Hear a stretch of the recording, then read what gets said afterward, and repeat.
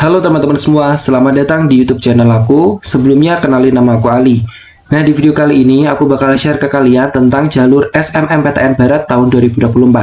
Namun sebelum itu, jangan lupa ya buat klik tombol subscribe dan bunyi notifikasinya biar teman-teman dapat notifikasi kalau aku upload video-video terbaru lainnya.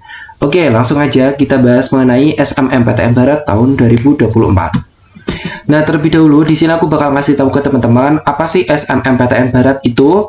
Nah, SNMPTN Barat itu merupakan seleksi calon mahasiswa baru atau maba jalur mandiri yang penyelenggaraannya dilakukan secara bersama antara PTN yang tergabung dalam PKS PTN Indonesia Wilayah Barat. Ini ya, seperti itu. Nah, untuk seleksinya ini nanti menggunakan UTBK ya, atau ujian berbasis komputer ya, ujian tulis berbasis komputer kayak gitu. Tapi bukan menggunakan nilai skor UTBK di SNBT, tapi UTBK di SNMPTN Barat.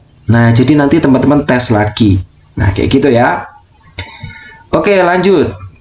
Untuk persyaratan pendaftar pesertanya. Nah, untuk persyaratan pendaftaran peserta. Nah, yang pertama diperuntukkan untuk lulusan SMA atau sederajat yang sudah harus memiliki ijazah ya. Terus peserta tidak diterima melalui SNBP maupun SNBT, atau peserta diterima melalui jalur SNBT namun tidak atau belum melakukan daftar ulang. Yang ketiga, bagi lulusan SMA atau sederajat tahun 2024 telah memiliki surat keterangan lulus atau SKL yang memuat sekurang-kurangnya informasi jati diri, pas foto yang bersangkutan serta ada capnya. Yang keempat, peserta dalam kondisi sehat. Yang kelima, memiliki ijazah yang dikeluarkan dalam 3 tahun terlahir, yaitu 2022, 2023, dan 2024, kecuali untuk beberapa PTN berikut seperti Unja, Umrah, dan UTU, yang dapat menggunakan ijazah 5 tahun terakhir, yaitu dari tahun 2020 sampai 2024. Terus ISBI Aceh menerima ijazah 10 tahun terakhir, yaitu mulai dari tahun 2015 sampai 2024, dan untuk paket C maksimal umurnya 35 tahun kayak gitu. Oke, jelas ya teman-teman ya. Terus untuk prosedur pendaftaran nanti insya Allah bakal aku buat tutorial cara mendaftarnya ya, seperti itu. Jadi teman-teman nanti bisa mengikuti untuk tutorial pendaftarannya kayak gitu. Tapi di sini aku bakal bacain juga, barangkali nanti informasinya juga bermanfaat sebelum teman-teman mulai daftar di websitenya. Oke, yang pertama teman-teman harus mendaftar secara online. Yang kedua, pengisian borang atau formulir pendaftaran, ujian tulis dan portofolio dilakukan di website ini, pendaftaran bla bla bla bla, dengan cara memasukkan seluruh data yang diperlukan secara benar. Terus kemudian pendaftaran dimulai pada 4 Mei jam 3 sore sampai 20 Juni jam 4 sore. Bagi peserta ujian SNMPTN Barat yang telah melakukan pendaftaran awal untuk mendapatkan ID bayar, dan pembayaran biaya pendaftaran dapat dilakukan paling lambat tanggal 20 Juni jam 4 sore. Jika peserta belum selesai menuntaskan pengisian formulir pendaftaran secara online, maka masih diberi kesempatan untuk menyelesaikannya dan melakukan simpan permanen paling lambat tanggal 21 Juni jam 2 siang. Terus batas akhir cetak kartu peserta pada tanggal 21 Juni jam 4 sore. Nah, untuk alur pendaftarannya seperti ini ya. Nah, jadi nanti intinya teman-teman harus punya ID bayar dan PIN dulu untuk masuk ke tahap selanjutnya. Kayak gitu guys. Nah, udah ya. Oke, untuk materi ujian. Nah, ini yang paling ditanyain oleh teman-teman semua ya. Materi ujiannya seperti apa? Ujiannya nanti seperti apa gitu ya? Apakah UTBK atau kayak gimana? Soalnya kan jalur mandiri gitu ya. Nah, untuk materi ujiannya itu nanti ada 2 materi utama, yaitu TPS, dan yang kedua adalah literasi. Nah, jadi kayak UTBK gitu ya. Persis kayak UTBK SNBT materinya, yaitu ada TPS, terus literasi bahasa Indonesia, bahasa Inggris, sama penalaran matematika. Nah, jadi nggak usah aku jelasin lagi ya, karena ya sama persis gitu. Terus jumlah pilihan prodi. Nah, nanti teman-teman itu bisa milih 4 pilihan prodi, baik itu di PTN yang satu, baik itu dalam satu PTN yang sama gitu ya, atau dalam 4 PTN yang berbeda. Dan ketika teman-teman milih 4 PTN ya, atau beberapa PTN, minimal salah satu prodi harus dipilih dari PTN tempat lokasi UTBK dan tidak harus menjadi pilihan pertama. kayak gitu. Terus kemudian urutan dalam pilihan prodi menyatakan prioritas pilihan, ya sama kayak SNPP, SNPT gitu ya. Terus kemudian untuk biaya registrasinya itu nanti sebesar 375.000 ya. Ini. Terus kemudian nanti bisa teman-teman bayarin di Bank Mandiri, BNI, BTN maupun BSI. Selain ini nggak bisa ya. Jadi kalau misal teman-teman nanya lewat link aja bisa nggak ya? Ya nggak bisa dong gitu kan. Terus lewat pakai OVO gitu ya nggak bisa gitu ya. Pakai BCA ya nggak bisa gitu. Soalnya kan cuma pakainya yang tertera di websitenya itu cuma ini gitu, dan biaya yang udah dibayar tidak bisa ditarik kembali. Jadi hati-hati kalau mau bayar, sesuaiin dengan kodenya teman-teman sendiri gitu, jangan pakai kode orang lain. Lanjut ya, jadwal ujiannya ya. Untuk ujiannya ini akan dilaksanakan pada 27 Juni sampai 5 Juli ya, di masing-masing PTN tempat teman-teman gitu ya, teman-teman tes gitu ya. Nah, terus untuk sesinya nanti ada sesi pagi dan sesi siang. Nah, kayak gitu. Untuk lebih jelasnya nanti teman-teman baca sendiri ya di websitenya ya. Kayak gitu. Untuk portofolio ya seperti biasa buat prodi-prodi tertentu, kalau misal ada portofolionya ya tinggal dilampirin aja portofolionya. Tempat dan lokasi ujian. 1. PTN pilihan pertama tidak harus menjadi lokasi ujian ya, kayak yang udah disebutin tadi. Dan di sini sebutin sebaiknya lokasi ujian itu dipilih yang paling dekat dengan domisili kamu gitu. Yang kedua, tempat ujian peserta SNMPTN Barat adalah PTN terdekat dari tempat domisili saat ini.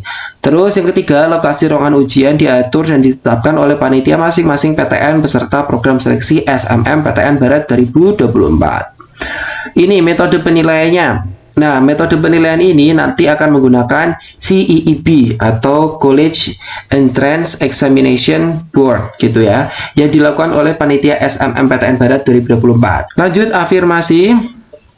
Ini ya, sebagai PTN peserta SNMPTN Barat menerima mahasiswa jalur afirmasi dengan kriteria sebagai berikut. Yang pertama, USK, status afirmasi ada, kriteria putra-putri daerah, anak dosen atau tendik. Terus kemudian Unimal ada, anak dosen atau juga pertimbangan Forkompimda. Terus kemudian Unri ada untuk prodi pendidikan dokter yang meliputi kriterianya putra-putri daerah, kerjasama, sama juga anak dosen atau tendik. Nah, ini ya udah dijelasin, ini agak jelas ya teman-teman ya. Jadi buat teman-teman yang masih dalam satu wilayah gitu ya, putra-putri daerah, itu kemungkinan untuk lolosnya juga lebih besar gitu, karena ada kriteria afirmasi atau status afirmasinya tadi gitu. Nah, tapi ini ada ketentuannya juga ya, berdasarkan kriteria tertentu. Contohnya kayak Unri cuma pendidikan dokter aja gitu. Terus kemudian umrah ada untuk pendidikan dokter juga, putra-putri daerah. Nah, kayak gitu. Isi Padang Panjang ada untuk daerah 3T, anak dosen dan anak yatim piatu. Nah, terus Unja ada untuk anak dosen atau tendik, putra-putri daerah, suku anak dalam, pemegang KIPK dan prestasi. Terus kemudian Unip ada putra-putri daerah, UBB ada untuk pendidikan dokter, putra-putri daerah. Terus UPR ada putra-putri daerah, anak dosen atau tendik dan kerjasama. Terus Unsika ada untuk anak dosen atau tendik, putra-putri daerah dan asal dari 3T. Nah, ini udah sangat gamblang ya dijelasin kalau semisal ada afirmasi gitu ya. Jadi buat teman-teman dari putra-putri daerah gitu ya yang pengen daftar di PTN, daftarlah di PTN yang sedaerah dengan kalian gitu. Karena kemungkinan peluang lolosnya akan lebih besar karena ada afirmasi. Gitu ya teman-teman ya. Di sini lebih lengkapnya teman-teman bisa lihat di bagian yang afirmasi ini tadi. Lanjut ya, IPI atau uang pangkal. Ya namanya aja jalur mandiri ya, pasti ada uang pangkalnya. Kayak gitu teman-teman. Nanti lebih jelasnya untuk uang pangkalnya berapa, teman-teman bisa cek di bagian yang daftar PTN. Nanti aku tunjukin caranya gimana. Pengumuman kelulusan nanti teman-teman bisa lihat di sini. Ya, untuk pengumuman kelulusannya tanggal 9 Juli jam 16.00 atau jam 4 sore. Ya, seperti SNBT atau SNBP, ini laman utamanya. Kalau mirror ya buat teman-teman yang semisal nanti pas buka laman utamanya itu error atau susah gitu ya, teman-teman bisa pilih salah satu mirrornya ini. Gitu guys. Lanjut ya, masa dan tata cara sanggah. Nah, ini mungkin nggak terlalu penting ya buat teman-teman sekarang ya, kita lewati aja dulu. Ini lain-lain, kalau misal teman-teman masih ada pertanyaan langsung aja hubungi ini ya teman-teman ya. Nah seperti ini udah ada kontaknya di sini, emailnya kayak gini-gini ya. Nanti teman-teman tinggal hubungi aja. Kita lanjut ke daftar PTN. Oke, daftar PTN ini nanti akan ada 25 PTN ya di SMMPTN Barat. Nah caranya ketika teman-teman pengen tahu apakah dia buka IPI ada uang pangkalnya atau enggak gitu ya, sekaligus ngecek prodinya, teman-teman bisa lihat di sini. Ini kan ada banyak banget nih PTN-nya. Ya, katakanlah ini yang pertama aku ambilnya UNP. Teman-teman tinggal cek prodi aja, klik. Habis itu nanti muncul tampilan sebagai berikut khusus untuk PTN tersebut ya. Nah, di sini ada keterangannya ya. Saintek itu jumlahnya sekian gitu ya. Total daya tampungnya sekian, alamat websitenya ini gitu. Kalau Sosum nanti tinggal diklik yang ini. Nah, nanti di sini akan berubah menjadi informasi atau rangkuman untuk Sosum. Kita coba yang lainnya dulu. Kalau misal udah ada yang udah ditentukan gitu ya. Misal nih, Universitas Jambi, misal cek prodi. Nah, kayak gini guys. Universitas Jambi ini udah ditentuin. Misal nih agribisnis ya, yang bagian saintek ya. Kalau Sosum di sini berarti ya. Misal agribisnis nih S1 pakai C boleh, daya tampungnya 70. Terus uang pembangunan atau uang gedungnya uang pangkal gitu ya 3 juta gitu. Nah, di sini udah ada ketentuannya.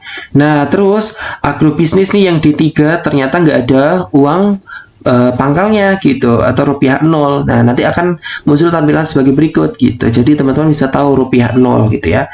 Nah, jadi kayak gitu aja teman-teman untuk informasi mengenai SMMPTN Barat tahun 2024. Semoga informasi ini bisa bermanfaat buat teman-teman semua. Dan jangan lupa buat teman-teman untuk tinggalkan like, comment, share, dan juga subscribe channel YouTube aku dan bunyi notifikasinya biar teman-teman bisa dapat notifikasi kalau aku upload video-video terbaru lainnya. Oke, terima kasih teman-teman udah nonton video aku dan kita jumpa lagi di next video. Bye-bye.